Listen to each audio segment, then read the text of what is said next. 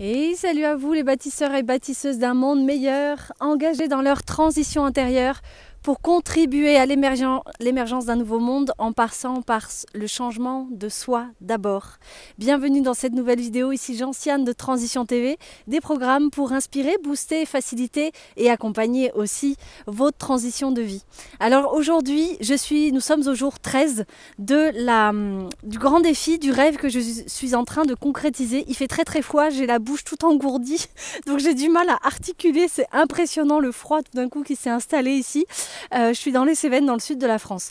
Donc je suis en train de concrétiser un rêve. Depuis le 4 mars, je marche minimum 10 km à pied. Je suis passée à 12 km à pied par jour. Et j'ai donc dépassé, ça y est, les 100 km à pied. Donc j'ai un énorme défi à relever. En fait, ça y est, je m'engage à marcher 1500 km sur 100 jours. Donc c'est un truc énorme pour moi. Et aujourd'hui, ce que j'avais envie de vous partager, c'est que depuis que je me suis mise en mouvement sur ce défi pour concrétiser ce rêve, non seulement je rencontre vraiment la joie de réaliser un truc qui a vraiment de l'importance pour moi, et en plus, je connecte avec plein de nouvelles choses qui me font du bien, qui me font prendre conscience d'un tas d'éléments en fait, qui me permettent de grandir, qui me permettent d'évoluer, de progresser, de prendre conscience d'un tas de choses. Donc du coup d'ouvrir encore plus large mon champ de conscience en fait, et ça c'est assez extraordinaire.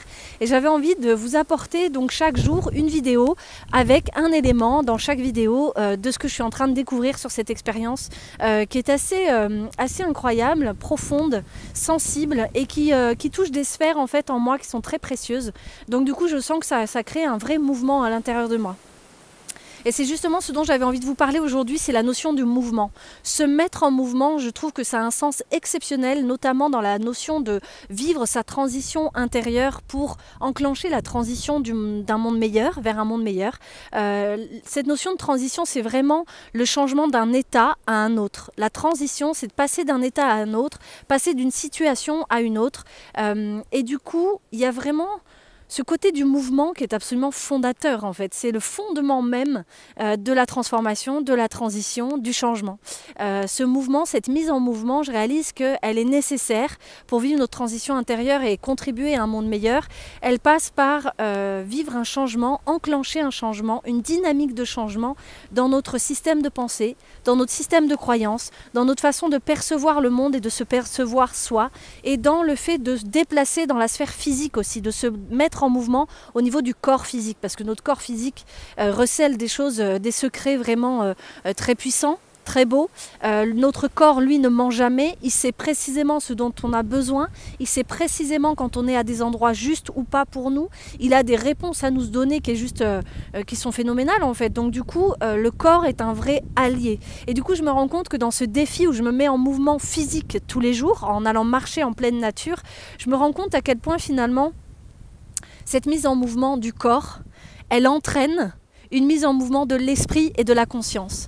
Donc c'est vraiment quelque chose que je vous invite à faire, à découvrir par vous-même, à expérimenter, parce que je trouve ça absolument sublime de pouvoir se mettre en mouvement juste en bougeant notre corps.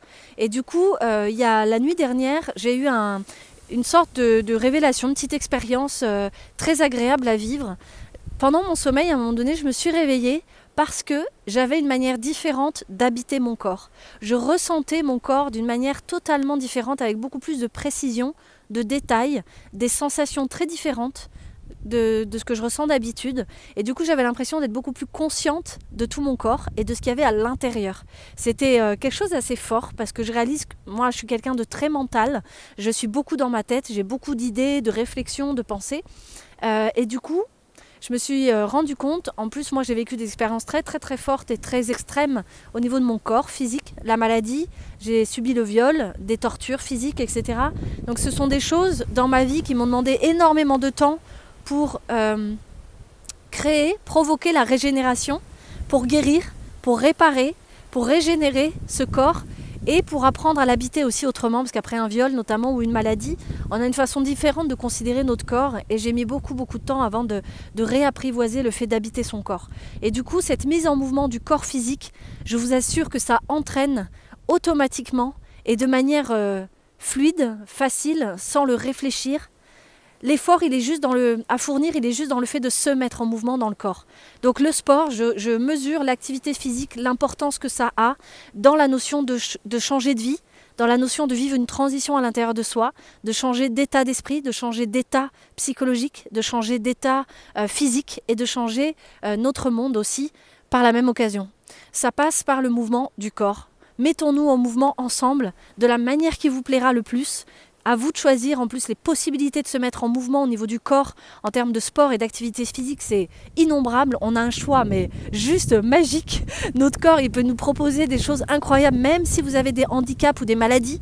N'hésitez pas à vous mettre en mouvement dans la mesure de vos capacités. Et je vous assure que là, il y a plein de choses qui émergent à partir de là, toutes seules, déjà de fait. Donc c'est assez génial. Je vous invite à vous mettre en mouvement. Je vous invite à découvrir dans la vidéo que je vous mets dans le lien, dans la description de la vidéo, je vous mets le lien vers une vidéo que j'ai faite avec ma maman où on vous raconte comment on va organiser la concrétisation de ce rêve. Je vous le dévoile bientôt, mais en tout cas, là, ici sur cette chaîne, je vous le dévoile publiquement très prochainement. En tout cas, dans cette vidéo, vous allez découvrir comment on organise, qu'est-ce qu'on va concrétiser comme rêve, comment on s'organise pour faciliter, pour répondre à nos besoins à l'intérieur de... Voilà, on avait des contraintes, je vous en ai parlé dans les vidéos précédentes. Et en fait, en regardant cette vidéo, vous avez aussi l'opportunité de nous rejoindre pour ceux qui rêvent de concrétiser exactement le même rêve. N'hésitez pas à nous rejoindre parce que l'organisation qu'on met en place vous permettra de faciliter la mise en route de ce rêve, le fait de le concrétiser. Mettons-nous ensemble, on va mutualiser une organisation, une logistique qui va nous permettre de le réaliser, de le concrétiser. Voilà, maintenant là, dans les semaines qui viennent. On part du 1er mai au 25 juin. Donc si vous avez la possibilité de vous rendre disponible sur cette période, vous pouvez vivre vous aussi ce rêve en notre compagnie.